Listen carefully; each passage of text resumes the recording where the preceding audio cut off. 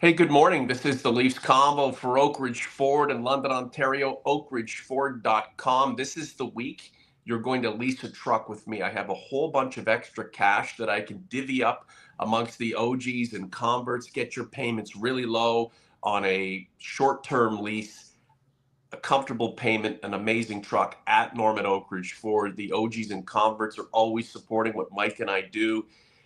Don't forget about the opportunity to get into a new F-150 with me. When you support me through our commercial endeavors, you're also supporting us with the podcast. Norman, London, Mike in Buffalo, February 16th, 2025. Mike, I am absolutely snowed in. I don't know if the same goes for you. Then again, you are in Buffalo, New York. It's a rite of passage to be snowed in for many a month. The night after the U.S. and Canada face off at the Four Nations tournament in Montreal, what an electric atmosphere. This is either the best time for the Canada team and the American team to clash and butt heads, or the worst, considering the political tensions that prevail over everything. Quite the start to the game. Then it kind of, buckled down, and it was just fast-paced, defensive, and the U.S. comes out on top 3-1, Jake Gensel with 2. The Americans are off to the final. The Canadians are going to have to sort their shit out. Good morning, sir. How are you? Good morning, Norm.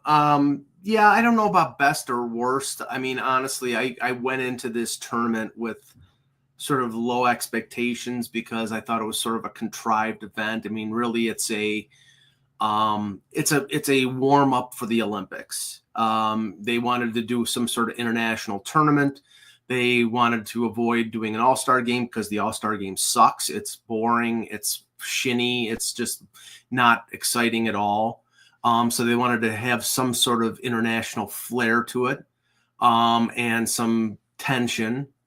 And I said I'm sort of being tongue in cheek here, but I said I almost get the feeling the three fights at the beginning of the game, it was almost like, was that Sam Bennett, Hagel, and Parayko, or was that Paul Orndorff, Cowboy Bob Orton, and Rowdy Roddy Piper? It almost struck me as a contrived, let's get this out of the way. Let's drum up some fervor. And, apparently they had talked about it before. Were you not entertained? No, I wasn't, because you weren't, but thousands of others were, especially the 20,000 who were at Centre Bell, Mike. Right, but these are the idiots who boo William Nylander because he's a Leaf player. I mean, these are Montreal fans. I mean, I don't exactly hold them in the highest regard. I mean, I almost said, the way that this is being approached, it's almost like Vinny Viola, who's the former Secretary of the Army under Donald Trump, who's the owner of the Florida Panthers, sort of snuck a little message to his former boss and said, you know what, talk some shit about Canada, because we need to drum up something for the Four Nations. I mean, I know that's conspiratorial, that's conspiracy theory stuff. But Mike, really, you sound like all the people who hate fighting in hockey. What the hell's going on? No, I love fighting when it's organic, but this was staged. This whole event is staged, Mike.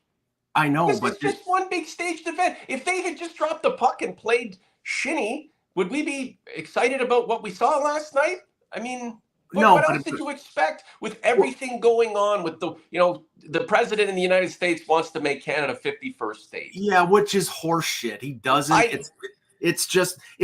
See, that's what I mean. No question. But that tension lends to the ginned up, maybe artificial animosity and the hype surrounding Canada, United States coming back and going at it, Mike. I mean, it was theatrics. Whether you like it or not, it was good television, and that's what the NHL wanted for Four Nations. They couldn't have asked for anything better. We don't need contrived emotion. That's what you got. I know, but that's the whole point of this. The whole point of this is this was empty calories because it was contrived. I mean, the best moment of the entire game was Charlie McAvoy with a hit along the boards to Connor McDavid. Yeah, it was a great hit. It was a clean hit.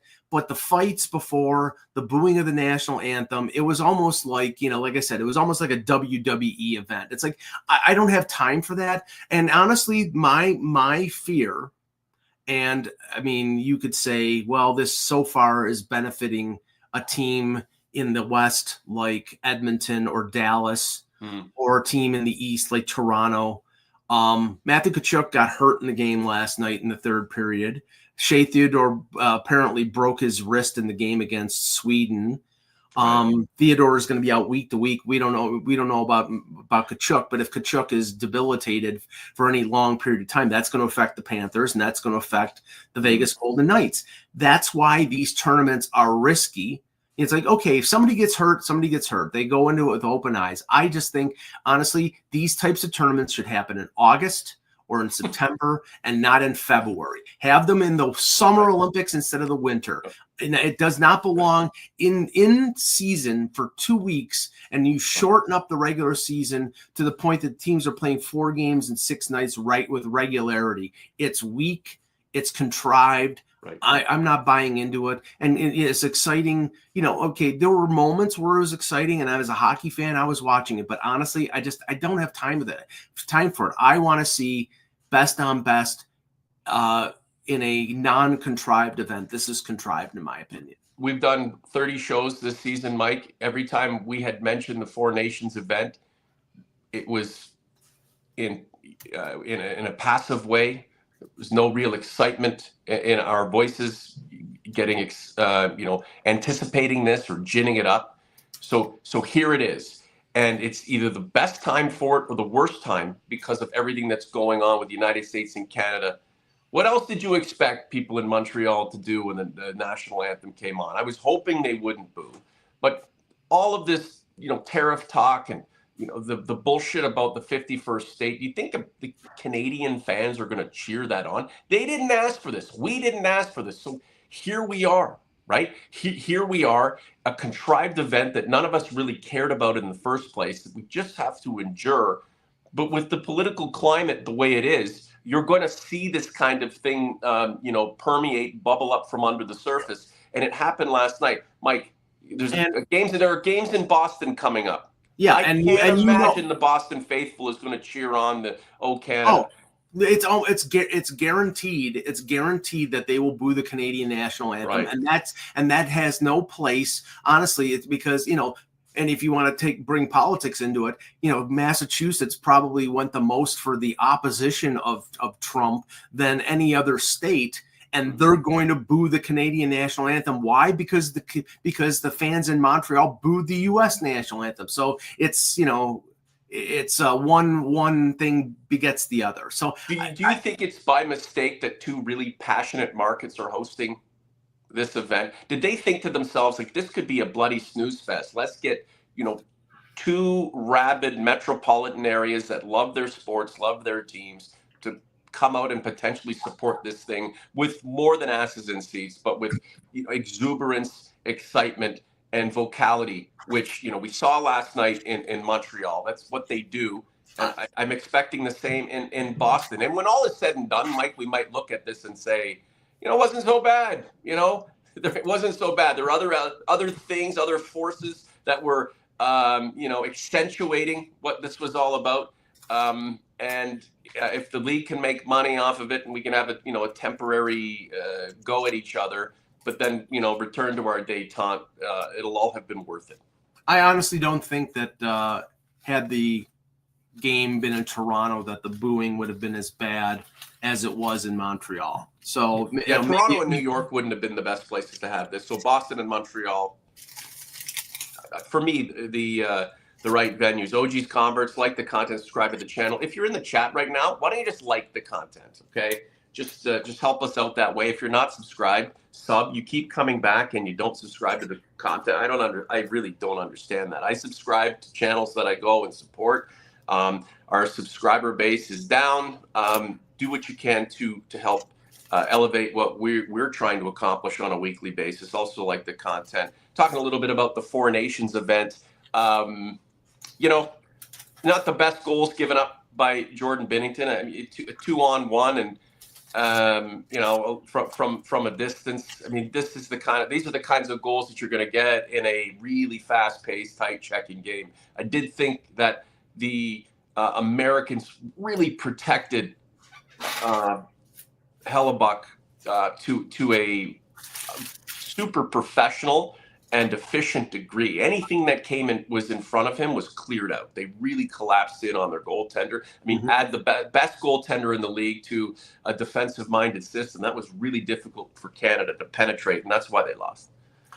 Yeah, and you could say, well, both sides were without their best defenseman. Quinn Hughes was injured, so he didn't even make the tournament. Cale Makar was ill, so they had to put in Thomas Harley, who wasn't even selected for the roster. They had to fill him in because Theodore was injured. Everybody knew that the U.S. had a goaltending advantage going into the tournament, and Hellebuck played very well. And I don't think Binnington was at fault for the loss. The goal to Gensel was not strong. No, he wasn't at fault. He only gave up 2 goals, but they weren't the greatest. But what else were you to expect, right? It's those kinds of offensive moments that you would need in a tight environment where real solid offensive chances were few and far between. Yeah, I mean, the point I made, and when I was talking to somebody after the game was, if you noticed, Connor McDavid was shot out of a cannon when he scored the goal. Great feed by Doughty, sends him in, he beats Hellebuck. After he got slammed by Charlie McAvoy, which was probably the most real moment of the game last night, he didn't do much. And the makeup of Canada, and I've heard this point after the fact, you've got an injured Crosby, you've got a Drew Doughty who came back and played 4 or 5 games after he had a long-term injury. Because of Pietrangelo not being available, they plugged Doughty in, and Doughty's a great player, and between the two of them, they've won 5 Stanley Cups, but they're both in their mid to late 30s, and I think that you probably would have been better served based on what the U.S. did physically in that game, early in the game, with the Kachuks, to have a Tom Wilson in the lineup for Canada. That may be something that just changed when they play in Italy a year from now. But are they thinking that, listen, Doughty's played for Canada so many times, he's been a part of so many successes. I mean, he did feed Connor McDavid on that first goal, who beat Charlie McAvoy, and McAvoy, getting a little bit of retribution with the big hit. It's just the name brand plus the pedigree plus the event being what we thought it would be. This is probably Doughty's last go round wearing anything red and white. Did you think he was a better? I mean, you're just talking about Tom Wilson getting in over certain players. Chris Tanev was up for consideration for this team. Do you think they could have used him in a better way than just giving Drew Doughty his last parade around the international ice? Putting my Maple Leaf hat on, I would not want Chris Tanev anywhere near this tournament. I don't want him blocking shots in what I can perceive as a meaningless tournament. It's one thing if you're going for an Olympic gold medal. That's fine. But you're talking about the Four Nations Cup. It's like it looked like they got that trophy from airport bowling lanes in Cheektowaga. It's like and really, it's like, I mean, who again? Remember what this is, folks. For all the drumming up of national pride, this is an NHLPA contrived event to make money. That's what it is. And okay, is it better than the NBA All-Star Game? Sure. Watching paint dry is better than that crap. And it's better than an NHL All-Star Game. You've already conceded. Yes, and I hate the NHL All-Star Game. But what my point is that, you want to do a best-on-best tournament, you don't do it for 2 weeks in the middle of a season where players can get hurt. And then, what is Shea Theodore making $8 million or whatever he's making? What is he getting paid that for by Vegas? He's getting paid to win the Stanley Cup. He's not getting paid to win a gold medal in a meaningless tournament for Team Canada. The same thing goes with any American. If Austin Matthews gets his back wrenched on Thursday in the gold medal game for the Four Nations, you tell me how many Maple Leaf fans will be saying, "Oh, this is a great tournament." No, none of them. Okay. But the NHL is happy. The NHL is happy because things that are transpiring in the United States and all of the rhetoric and all of the talk have lent to these interactions between the United States and Canada having more meaning. Okay, if the political climate had been like it had been for forever, no anthems are booed.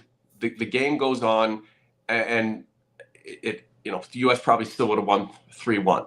But and Spike 11 in the chat is making the point that I was trying to make. I was being a little long-winded on it. But yes, this is a test run for the Olympics, meaning they're already doing advertising for Milano and Cortina on ABC for the Olympics. So why did they do this? They did this because they want to run up to the Olympics. They want to run up to whip everybody into a frenzy. But this is like preseason compared to the Olympics. Right, but there's no fighting in the Olympics, Mike. So but there could be, but you get suspended for a game, right? And that's and I mean, it was just a cacophony of good things coming together last night for good television, at least in the first 20 minutes of USA Canada puck drop, right? And that's what it was. After that, it buckled down. It was fast paced. It was tight. It was all about trying to get the result. The Americans did that. This is the Convo for Oak Ridge Ford in London, Ontario, oakridgeford.com.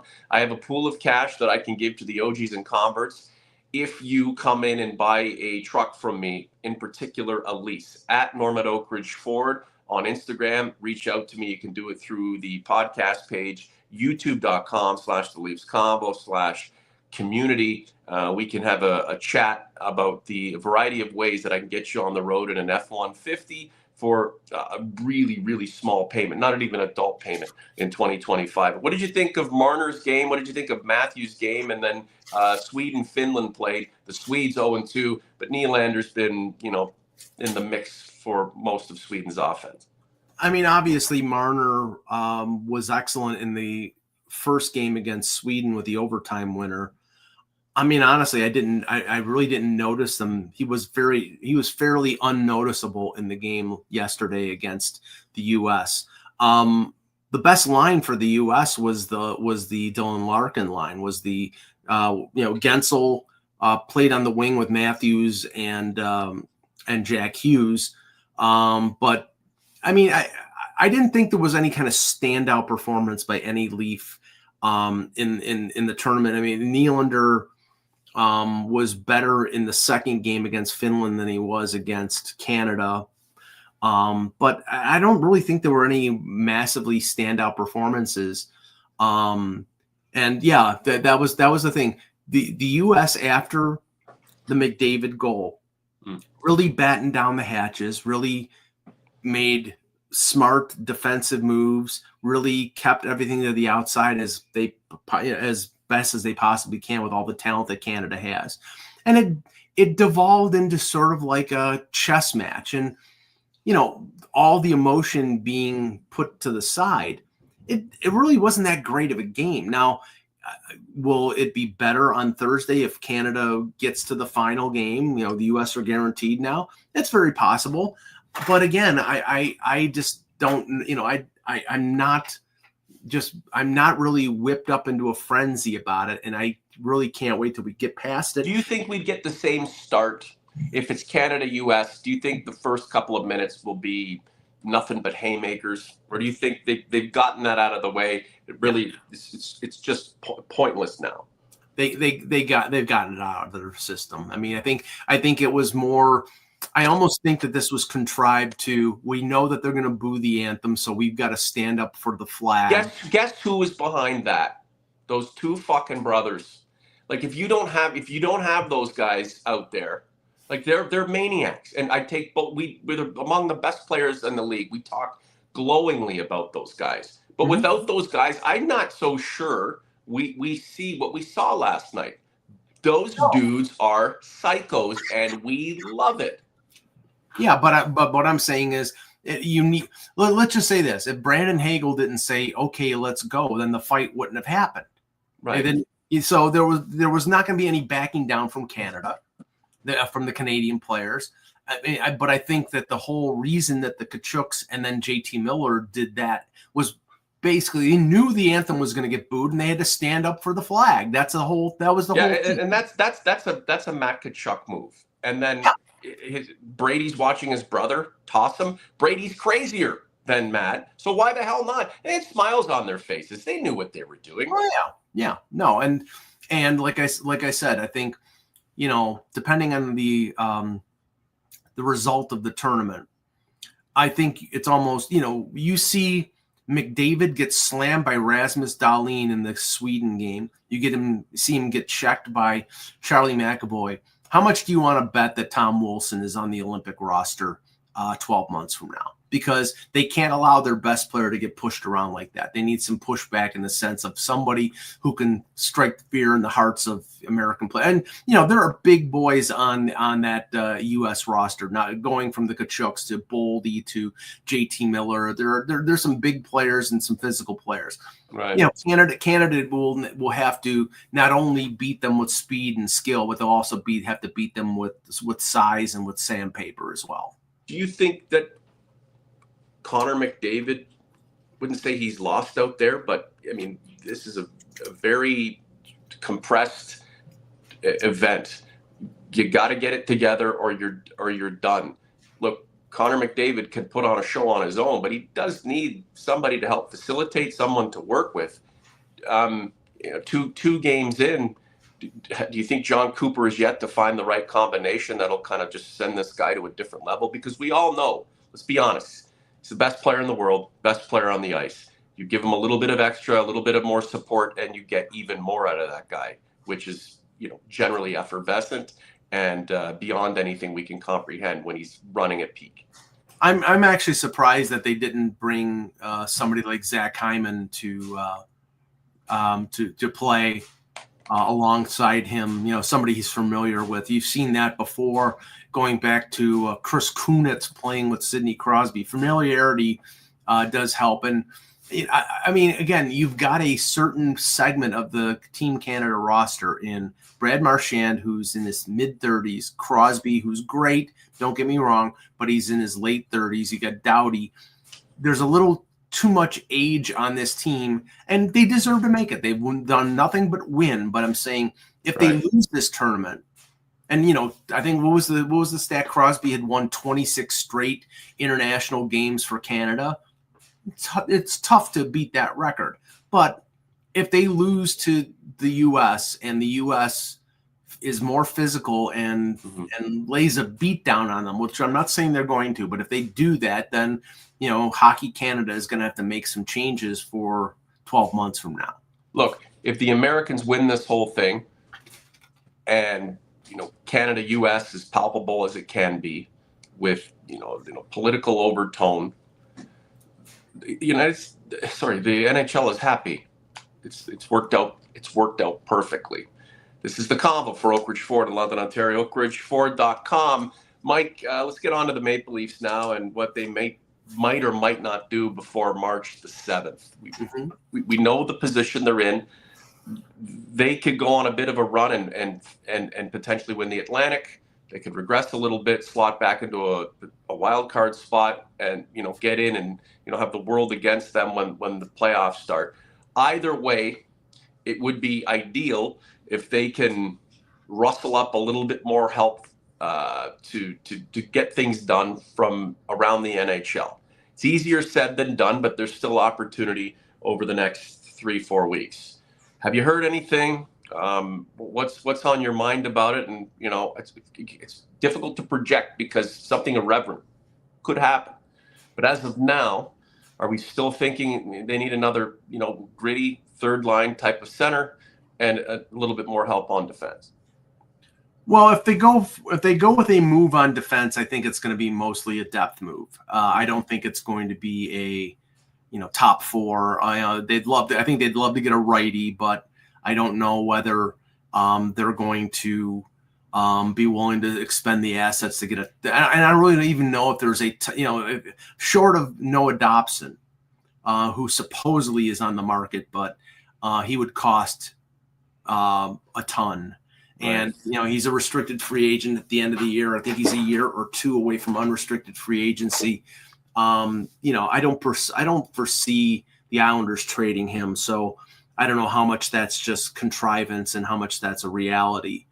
But short of him, I mean, there's not really a right-handed defender that I think is a difference maker. Maybe they add a depth blue liner to maybe replace the Yanni Hakanpää veteran fallback. But, I mean, I don't think they're going to make a really impact move on the blue line. It's going to be up front. It's going to be – and if they expend significant assets, it's going to be for a center. I think ideally they'd like to get themselves a number 2 that could play a number 3 if, they stick with Tavares as the 2 behind Matthews. But they have to plan for the possibility of, one of those guys getting hurt because they've both been hurt at times this season. If one of them gets hurt in the playoffs like last year, I think they're toast. So they have to have a fallback.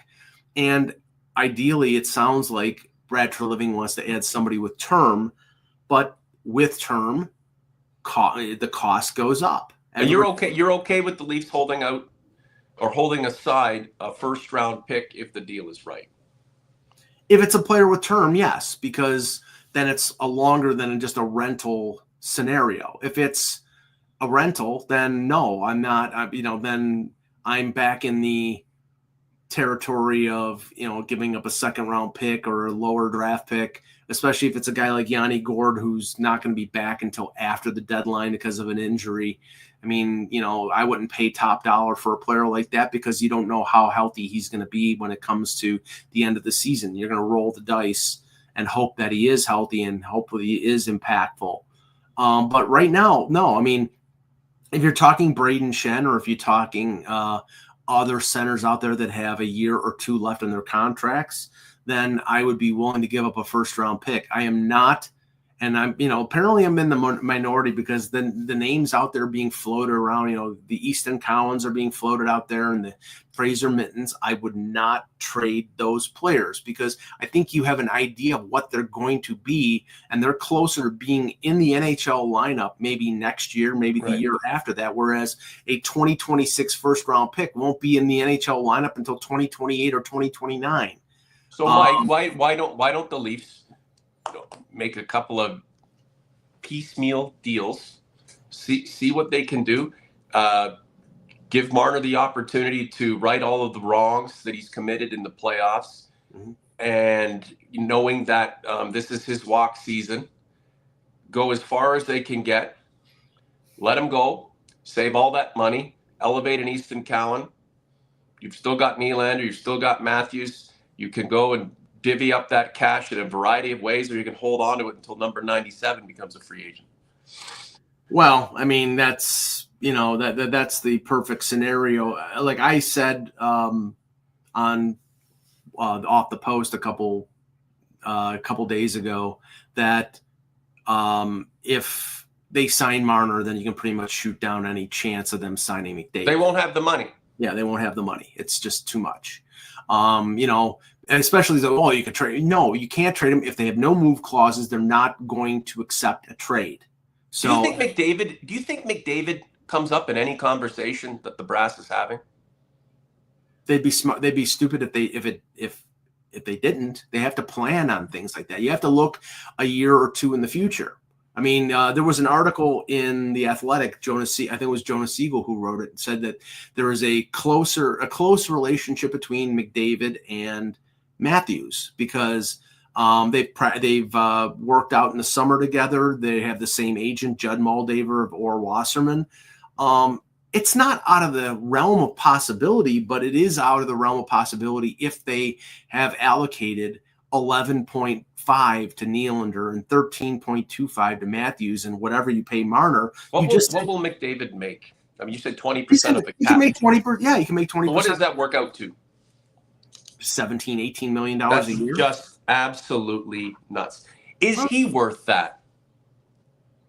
I mean, maybe, yeah. But the thing is, again, even if it's the best player, what is the problem with the Oilers right now? They cannot put a team together around two of the best players in the league. You have to be able to not only pay for the best player or one of the best players, you have to be able to surround him with talent. And that's been the issue we've been talking about ad nauseum for the last 7 or 8 years. Great. You have Tavares, you have Matthews, you have Marner and Nylander. You have one really top 2 or 3 defensemen in Morgan Riley, and then it's fill in the pieces around the board. It's like, it doesn't work. You have to have a team around those players. So does it even make sense for a team that wants to win championships, not just put asses in the seats and become relevant for a time period due to the fact the best player on the planet is wearing its jersey, to have a player who makes this kind of money, or who could potentially make this kind of money, considering how much it ties up of the overall allocation of funds that more responsibly should be divvied up in a more astute and practical way? Well, the reality here is we're getting back to where the NHL was before the lockout. Because when you talk about 2 years down the road, the cap being $113 million, they're probably only going to be 5 or 6 teams that can go to that level. You know, there are teams like Colorado who already have sort of pulled back from the brink. And they're like, we know we have to pay Cale Makar in a couple of years. We're paying Nathan McKinnon, I think it's close to 13. And Mikko Rantanen wanted more than that. And they're like, no, if we're going to pay Makar, we can't pay Rantanen too.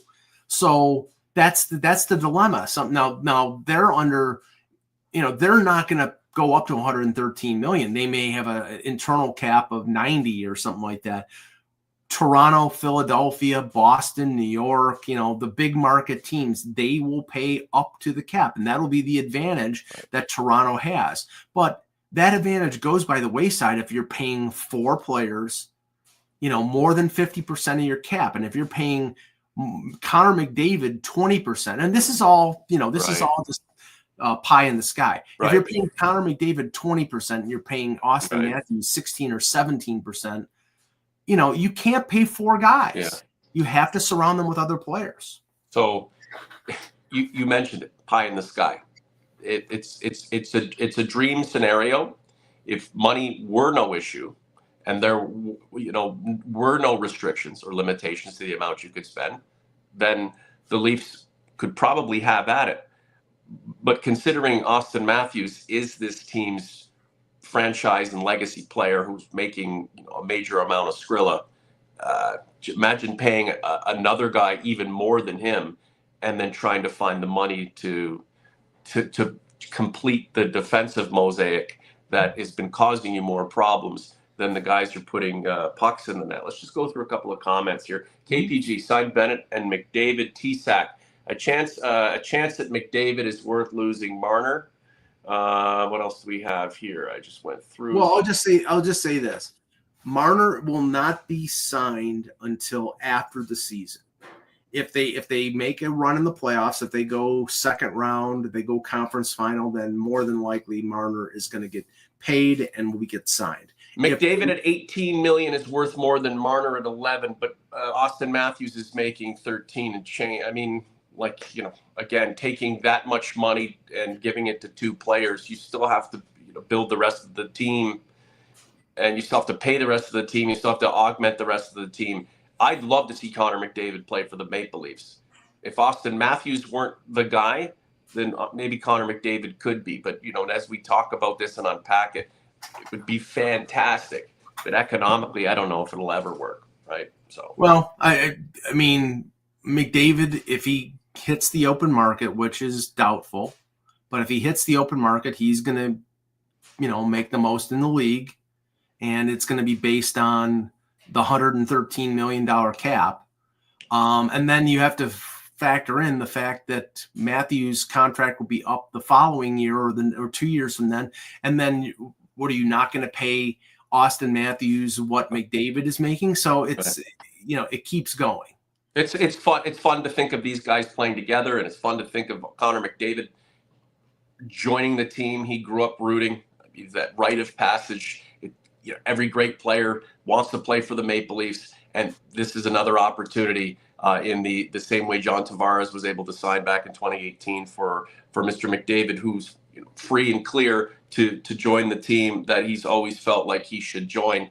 It's nice to talk about that kind of stuff. We can dream all we want, but the reality is this Maple Leaf team has a lot of work to do between now and Game 82 and then beyond. I mean, there is a lot at stake here, Mike. Connor McDavid has nothing to do with it. Mitch Marner, who some people love, some people dislike, will have a lot to do with it. A couple more comments on some potential deals for the Maple Leafs here, Mike, and then we'll get on with our day. Besides the center situation, I'm like I said, I think that you could see a pathway for depth defensemen. I do think that they would ideally like to add somebody who can play in a bottom six physical role. Mm-hmm. That would prevent them from having to play Ryan Reeves, because putting Ryan Reeves in a lineup in a playoff scenario means you're going to be playing with 11 forwards, because Ryan Reeves can play no more than, I'd say, 4 or 5 minutes without being a liability. So the Leafs know this, Mike, don't they? I would hope that they do, but whether they can acquire like a player like Matthew Olivier from Columbus, who I'm not guaranteed that Columbus is going to trade because they're in the race right now, but a guy who's one of the best fighters in the league, but also has 10 goals and is a big physical guy and, could contribute something. That would be a guy that I would target, but there are other players out there that, whether they be a PK player or just somebody with speed or somebody with size. I mean, I'll leave that up to Brad Treliving, but KPG in the chat, Revo is Tom. KPG, love you, man. But the only thing that Ryan Reeves and Tom Wilson have in common is that they both play hockey, but one not very well. So yeah, not electronic progression, keeping KPG in check. So yeah, I mean, come on. Ryan Reeves is a liability on the ice. He is a terrible player now. Maybe 10 years ago he was an impactful guy, but he just is not good anymore. So he cannot play. I mean, honestly, to open up cap space, I would be all in favor of putting him on waivers and clearing the $1.35 million. And then using that to acquire a player who could help them in the playoffs. Convict. What about that guy from the Chicago Blackhawks? Which one? Connor Bedard? I mean, who? Savard. I mean, which guy from the Blackhawks? You have to be more specific. They're, I mean, but yeah, I mean, they're they already traded Taylor Hall. I mean, I don't want Connor Murphy. He's a terrible defenseman. I wouldn't want him at all. Ryan Donato, okay, yeah, but okay, does this team need another scorer in the bottom six? They have Nick Robertson. If you're talking about bottom six scorers, I think they need a physical role player who can actually keep up with the pace, and that's why I mentioned Olivier. Right. They are getting Calle Jarnkrok back, so and I do think that Jarnkrok as a third line checker and as a guy who can contribute some secondary offense would be valuable. It's just a question of whether he's 100%, and I hope they don't rush him back, because there's no reason to rush him back, but they need him healthy for the playoffs. OG's Converts, what say you? Have your say in the chat. And then when this show gets stamped and printed and sent on its way to the YouTube channel, come back and leave your comment there. Like the content, subscribe to the channel, share what we're doing with the shows, and then I will cut up a lot of this content into Leafs Convo shorts. Listen to them, like them, send them off. We're a small group, but we are mighty, we are feisty, and we have many more shows to go between now and the trade deadline on to Game 82, and then it's up to the Maple Leafs for a variety of reasons, right? The deeper they go on their playoff run, the more content we can produce for you. And just like playoff hockey, playoff convo gets ramped up to different levels. If you don't know what I'm talking about, go check out our shows from April's gone by. They are typically a lot of fun. Mike, I don't know what else you want to add here, dude. I mean, I'd like to see a rematch between Canada and the United States in Boston. forget about all the pomp and circumstance, hoping for some good hockey. I really don't care if the U.S. or Canada wins this thing. I just want to see the Maple Leafs, among all the others, come out of this event unscathed and get dialed in and focused on what's really at stake. And that's great positioning for the Stanley Cup playoffs and beyond. Yeah, I mean, I think for Leaf fans, that's the biggest focus here is that 16, 88, and 34 come out healthy and then focus on the last 25, 26 games of the regular season. I'll just add for those who follow me on social media, if you noticed, I tweeted out on Thursday that myself and Bill Meltzer and a few other writers who used to be with Hockey Buzz are beginning a new venture called Hockey Hot Stove. I will be doing my Leaf coverage there, as well as continuing to do Sabre stuff for the Hockey News. So I'm sure the Leafs Convo will find its way being housed and hosted on Hockey Hot Stove as it was with Hockey Buzz for all the years. So that probably happens by the end of the month, but I'll keep everybody updated. Hey, that's really nice of you, Mike, to align us with your future endeavors, and we wish you all the best. HockeyHotStove.com. Stay hot on hockey news! Exclamation. It's coming, and whatever we can do to elevate what you're trying to accomplish, Mike, we're on board. You and I go back years and years and years. The Hook days, when I called you up, said, hey, I heard your rant on Leafs Talk with Andy Frost. It's a Chorus radio station. I'm doing a radio show for the Chorus affiliate in London. Why don't you join me? We did that one show, and thousands later, we're like Stadler and Waldorf, Mike, still together. But that's the beauty of it. And I know, you're not exactly a big fan of the Four Nations thing. You're skeptical about what's going on with the Leafs, but you had to have been super glad when the Eagles ran over your Chiefs last week. Oh, yeah. And I kept the promise to myself. I did not watch one play of that game. You were checking the score. I was checking the score, yes. I didn't say but when I saw 34-0 or 27-0, I said, you know what? I'm not going to turn this game on because I do not want to be blamed for all of a sudden Kansas City starting to play to play better. So I kept watching like a series that I was watching, and I just kept checking back, and I enjoyed every last minute of pain that the Kansas City Chiefs endured. It's the way Travis Kelce sulking and the looks on the Chiefs' faces at the end of the game, as if their worlds have been destroyed. You won 2 fucking Super Bowls in a row, almost the third. You won 3 as a group. What the hell are you so upset about? I know you lost the game, but it's not the end of the world, for God's sakes. Like you're still in this dynastic environment that is not fully over, but their faces as if they just couldn't believe they had lost. Then talk about a reality check. Well, I think they realized that the dreams of Patrick Mahomes being considered anywhere close to being the GOAT like Tom Brady were dashed, because Tom Brady won 7 Super Bowls. Mahomes could eventually, because I don't even think he's 30 years old, but he's won 3. He's not going to win 7. And I don't know if his career will, I don't know if his career is going to last as long as Brady, but I think his last chance to be considered the GOAT was winning that Super Bowl last week, and he didn't, so we can move on from there. Again, this is football talk, and we'll get out of here, but is there more similarity amongst quarterbacks with Patrick Mahomes' style of play than those who could do what Tom Brady was able to accomplish? Yeah, I mean, don't get me wrong, Mahomes is phenomenal, but Brady, he was not overly mobile.